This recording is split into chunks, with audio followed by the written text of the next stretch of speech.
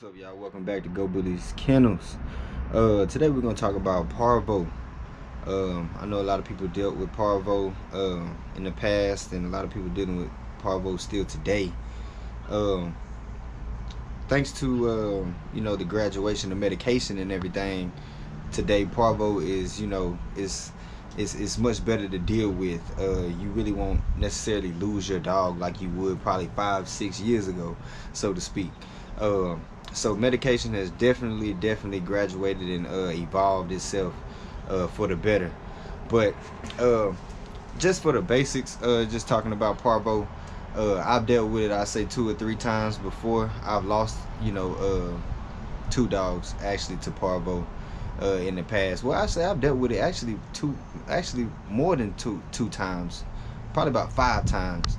Um, I done had dogs all my life. I'm 27 years old.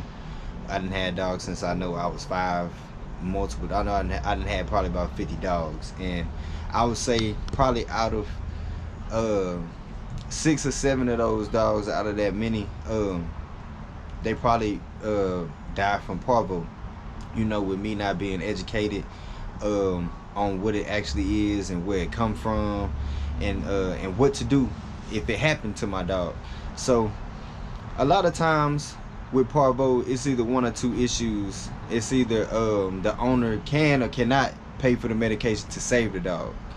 The medication range anywhere between $5 to $1,000 depending on the vet that you go to, and some vets may even charge you more, like ER vets and stuff like that. Most of your vets that's not in the city and your outskirts, they'll probably be better for you as far as price. I know, I say 5-6 years ago, and before that, dealing with Parvo, usually your dog, it's just it. The vet could only really just do so much. They'll do some type of IVs and some stuff like that, try to shake the dog back as much as possible. But usually, I say 2000 all the way up until probably about 2014, 13, something like that. That's when the medication started to really evolve for Parvo, and so you be able to shake dogs back fully off of from the sickness. So one thing that I did, as far as shaking a dog back and beating the Parvo, well, after the medication, because you're gonna have to go get that medication. I haven't seen not one dog of any breed survive Parvo without any type of medication to help it out. So you're definitely gonna have to go and see the vet and get that medication if you want to save your dog. After you get that medication, you want to make sure that your house, well, you want to first, before you even go to your house, you want to think about where did this could have possibly come from. Did it come from where I usually take my dogs out? Did it come from another dog? Did it come from it could be feces. Mostly Parvo lives in dark, shady areas where sunlight isn't really that area isn't really exposed to sunlight that much, and that's where it really lives and breeds. So that's one thing you want to question yourself with. Where did this come from? Did it come from me? Did I go somewhere? Because I've had situations to where I have went somewhere and where Parvo was and brought it back to my house. So that's a situation that could be a factor in your problem. So you want to think about that. In my situation, at one time, I went out to I was shooting at on a friend's property, and he had some cows out there and cow patties and stuff out there. So this for you trail ride people too. If you trail ride a lot, or you go and do a lot of stuff and work with horses and other places and stuff like that, and you got dogs at home, I went out there and I remember I stepped in some poop, a cow patty, a poop. It was really a dry cow patty actually, and I think it was maybe kind of fresh, I would say. But anyway, I'm scraping my feet off through the grass and stuff like that, making sure it's all off and all that good stuff.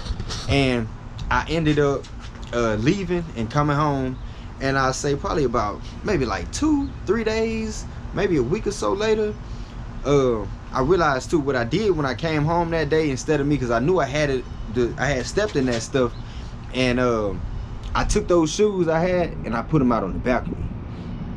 This is what happened though. So my dog, I usually let her out on the balcony, and you know, during the day, so she can get her sun and stuff like that.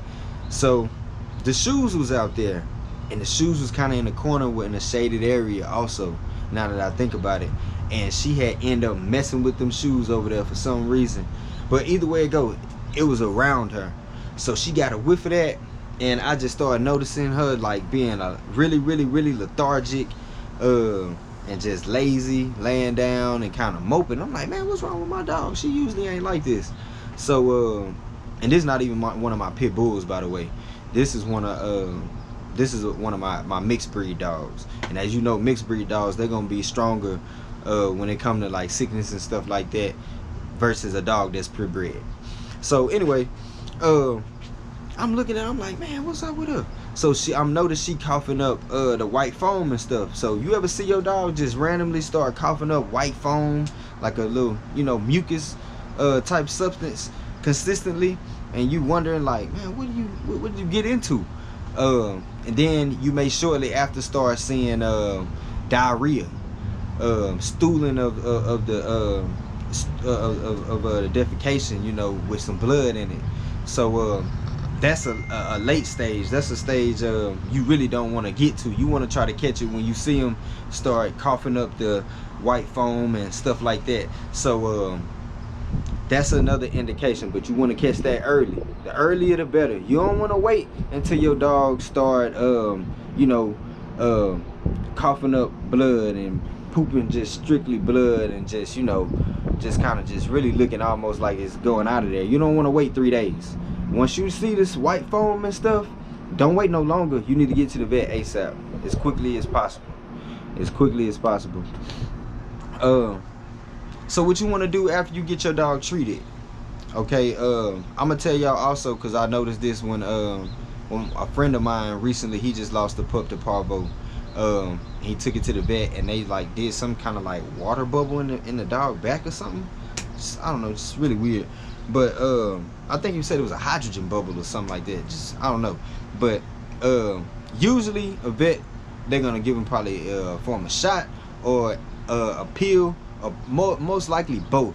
They'll give him the shot, and they'll give you medication to go home with for days later, you know, until she shake back, he or she, your pup. So he went through that situation, and I was like, bro, I ain't never really seen that done before. And they gonna ask you, you know, to get their money worth. They're gonna ask you, do you want us to house them?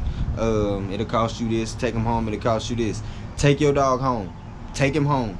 Take him home and treat him. Give him the medication, and make sure your dog is well, before we even get to the eating part, we're gonna talk about what you need to do at your home. Okay, you want to make sure if you got carpet.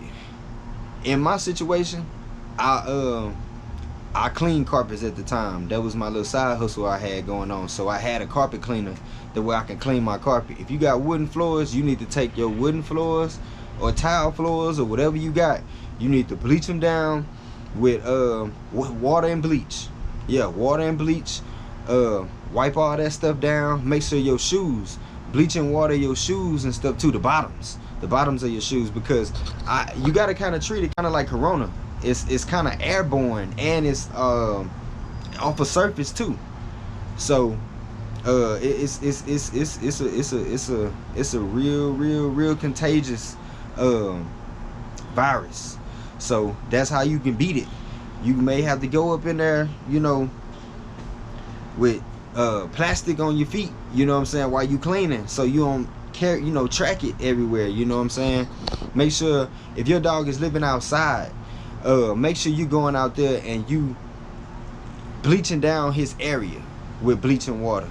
I don't care if it's grass out there or where it's at, it got to be killed. If you, because I'll tell you about the outside situation where parvo may be too. If you didn't have dogs in the past, a whole bunch of dogs that die out there, Parvo will start breeding itself into where them dogs died, especially if they just die out there, and you bury them out there too in certain spots and stuff, and and you just bring another dog back to where that dog was in that same living area and stuff like that. That's cool, you can do that, but you're gonna need to sanitize it. And I'm gonna tell you the best way I know, and I only know, in the way that I know for a fact. I ain't experienced it in years now. I went outside, I bleached my whole backyard when I was dealing with it with my dogs for outside. I bleached my whole backyard down with bleaching water. I know it sounds like it's toxic, but damn it, I had to do it. So but most of my backyard, there was a lot of dirt and shade back there too. So I got that taken care of. That was the only way that I did it, and I hadn't had no issues with it ever again. So that's how I dealt with it with the outside situation. Inside, like I say, you gotta bleach down your floors, bleach and water down your floors as best you can. And yeah, you gotta sanitize the air. Get some Lysol. It need to have it, spray the air too. If you got other dogs that live in the inside, let's say your kennel is in the you got a kennel and all all your dogs are close or whatever, you want to separate them dogs the best you can from them. Now if they outside in the kennel, that's cool, because the air is out there. If it's in a controlled environment, you want to make sure you got them dogs separate. Otherwise, all them dogs in there, they gonna get parvo, because it's airborne. So that's my thing on y'all with the parvo thing. That's how I beat it. Now as far as what your dog needs to be eating once it's in the rehabilitation stage, you want to be feeding them boiled chicken and rice, because they're not going to be able to eat any dog food, because their stomach kind of messed up, because it's going to make them have diarrhea and stuff like that, and for them to stool. That's just one of the symptoms of this disease, well, virus. So you're gonna want to do that for about a good, I'd say, week. Boiled chicken and water, and they'll gradually come on back to the way they was. They'll start moving around and doing their usual thing. So that's my take on parvo, y'all. I know a lot of people deal with it. I know a lot of people that lost a lot of dogs with it. Thank God medication has improved itself, and we don't have to worry about losing our dogs if this ever happens. So be careful if you ever go to different dog parks and stuff like that too. It could be dogs out there that go out there and just owners that may not know that their dog have this virus, and they go out there and poop out there or something like that, and your dog come behind and sniff that poop. It's gonna get them. It's gonna get them. So gotta be knowledgeable of that, and just making sure if you see these symptoms, make sure you act fast. So you guys, let me know your take on everything on parvo. Let me know your experiences. Make sure you comment below and hit that subscription button and that like bell too, so you guys can see when I upload. So yeah, man, we're gonna wrap it up. Let's go, Bully Kennels. Catch y'all next time.